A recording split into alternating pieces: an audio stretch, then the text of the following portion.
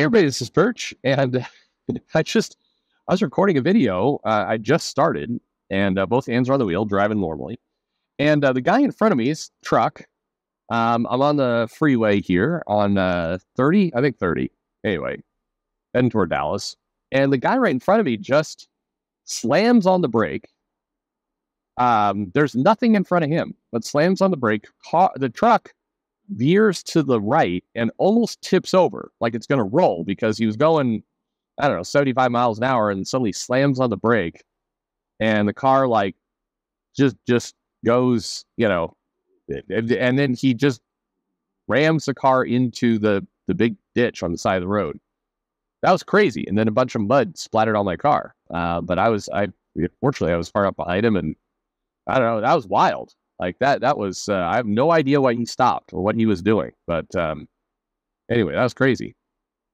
So, sorry, just going along with this video. And, if I wasn't paying attention, some people ask me about the safety of doing the videos while I'm driving. I got a headset on. It's actually quite safe. If I wasn't paying attention, man, that would have been the video of me dead right there. I would have slammed right into the back of that guy. And that would have been a super mess. Anyway, wow. Okay. Little things that happen. I was mentioning in the video that, or what I lead to, some people ask, how do I get an email read? And what I said was, there's a handy email link in the video description, so you can just go do that. And I can't help you with this bit, but if you send your mail at the beginning of a trip, your odds decrease significantly from, get read. Now, you don't know when I'm going on trips. But if it's toward the end, then it goes up quite a bit because I tend to read top down in email, which is totally unfair. But if any of you have mailed me and I haven't read it in like a month or two have gone by, you can, forward it again or resend it. First of all, you're not gonna upset me by doing that. Some of you are like, I hope it's okay. Totally okay. Totally okay. Anyway, let's read this mail. It says, good day, Perchington. By the way, so you said, well, how are you reading the mail and driving safe at the same time? Well, the simple answer to that, in many cases, I'm stopped while I'm reading the mail. And if not, I've got the little thing in the dash. So I actually don't ever have to take my eyes off the road. And when I say thing in the dash, I mean built into the car, not like the phone is like propped up against the steering wheel or something like that. So it is safe. And anyway, for what it's good day, Perchington. This is the second attempt to send this email to you. I hope you've had a great start to the new year. I've been watching your videos for about a year now, sometimes in the background I'm working, and I like how you present your thoughts on things that are going on within the comic industry. Recently, I got a new job working at a small library, taking care of the YA section, so all the graphic novels and manga. Lately, I noticed, while attempting to organize all the graphic novels, just how much superheroes dominate comics. Okay, fair enough. In comparison, manga is full of variety, with plenty of genres such as romance, slice of life, action, history, horror, comedy, adventure, etc. Quite true. And that's, by the way, an important thing to remember, and it's the to be fair stuff that always gets people annoyed, is manga, when people are saying, like, it's kicking Americans' comics' ass, one really important thing to note is if you're truly comparing apples to apples, you would say that manga, as a category, is kicking the ass of the subcategory genre superhero books. Now, that's not to let America... Sometimes I see that argument made as a way to let American comics off the hook. But really, in my mind, it puts them more on the hook, because that's a little bit of a way of saying, hey, stupid, explore other genres. Clearly, that would be smart. And it still doesn't help solve, because as it turns out, My Hero Academia outsells the shit out of a lot of American superhero books. And that is superhero books. But anyway, but we continue. It says, it got me thinking of just how much news I hear about comics. A lot of the time, it's always superhero related. Whenever I look at crowdfunding sites like Kickstarter and Indiegogo, there are campaigns made by people for new superhero comics. Even some comics from ISOM or other parts of CG will reach upward of $1 million, being claims that this comic will bring down the big two, or this comic will save the industry. It got me thinking about how, despite having a lot of different stories within it, comics are dominated by just superheroes, and a lot of non-superhero comics, and not a lot of non-superhero comics get a lot of attention. Okay, true enough. Comics like Arrow, Heartstoppers, Lore Olympus, just name a few. I might be missing some examples. Yeah, you are. There's tons, because there are tons.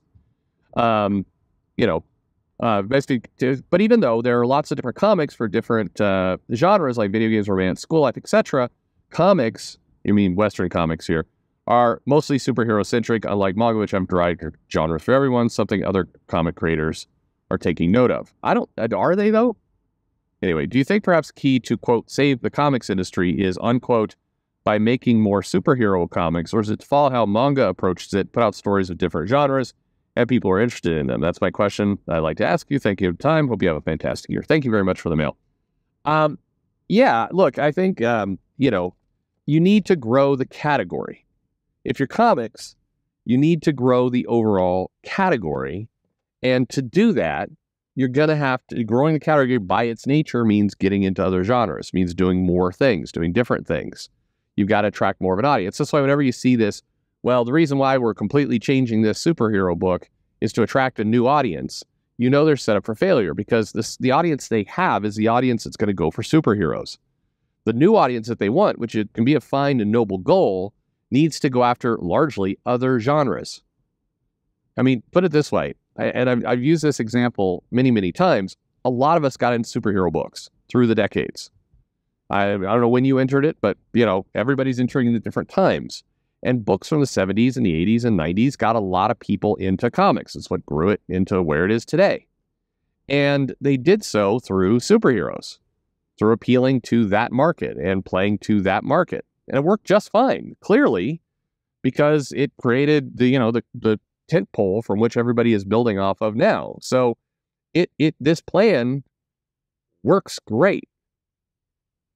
But it requires a few things, and the biggest thing it requires is to steer into what made it work, what got you to the table. Not, take superheroes and then try and retrofit in slice of life into superheroes. Just do slice of life, dummy. That's what you should do. That makes complete sense. Superheroes should be superheroes. I need to do a review of the Zorro book. I read the first one. I like it. I've gotten accused a lot of Perch is Sean Murphy's, what's funny is people who said we should have good consumer behavior are quick to throw out the, they're gay for each other. And I swear to God, a lot of the critics on YouTube, if you took away the words cuck, SJW, and gay, there'd be no video. They'd have nothing to say because all the words from their vocabulary have been removed. But I read that book and I liked it. But if you read it, what you will notice, it is a superhero story, that genre. It's not, Zorro obviously doesn't have superheroes, but there's a tragic origin. There is a bit of a mystery. There's a clear villain. I mean, you could kind of just line it up. The elements are there. And it's like, we're going to have some backstory, we're going to have some tragic origin, some backstory, some plot setup, some action. And it's very by the book. And I don't say it to insult him, because that's what you should do. It's the book for a reason. By the book means the elements to get a good story across the plate that's going to, look good, read good, and map to the audience that exists. Now, if Sean Murphy was doing, Zorro, but he was trying to appeal to the slice of life group, then, in that story, Zorro, we wouldn't have any action. Zorro should be trying to win a cooking competition or something and getting into misadventures with his corgi. I mean, that's at any rate. So, but one thing I'll push back on, I have no issue with somebody saying, that you should, if your goal is to save the comics industry, I mean, more power to you. But the more specific way to put it, and this is splitting hairs, but the more specific way to say it would be, we're going to save superhero comics, or we're going to put out a really good superhero comic, or our aim is to, bring back superhero comics. That's really what you're doing. And that there's nothing, God help us, we need that. So more of that, please. Yes, for sure. So I think that, something like Isom, I think, is trying to say, we're going to put out the best superhero comic we can put out. Now, whether you like it or not, that's up to you. That's your call.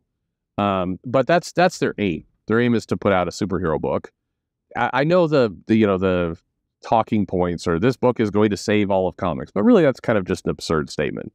One book is not going to save all of comics. Neither is even one publishing industry is going to save all of comics. But what it can do is provide a stable tent pole to put out a really good superhero book, make a lot of money, and build from there. And, any kind of more money plus growth equals good. But one comic isn't going to save comics. It's a good, it's a marketing slogan, fine. But that's all it is. At the end of the day, strong, healthy business is beneficial, helps, quote unquote, help save comics.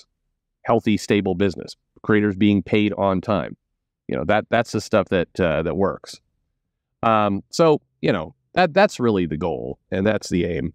Not, I don't know. I see this stuff, and it's I just feel it's the problem with it is it isn't meant to be a literal statement, but it gets tossed around sometimes that way. And then when invariably, one crowdfunded book that comes out, I'm not talking about ISOM here, but just whatever, a book that's going to come out once, and then 2 years later, maybe another one comes out, or maybe it doesn't. Maybe it's just a one shot. That's not that's not saving comics. That's just, but that doesn't mean it's bad.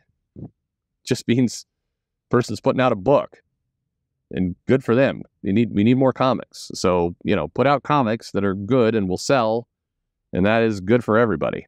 That's our goal. Anyway, I don't know. There you have it. But to answer your core question, yeah. I mean, if you're truly trying to, deliver a strong, product for the comic industry, well, then, your goal is, it should be explore all genres, explore our markets. That's what you need to do. Anyway, thanks for listening.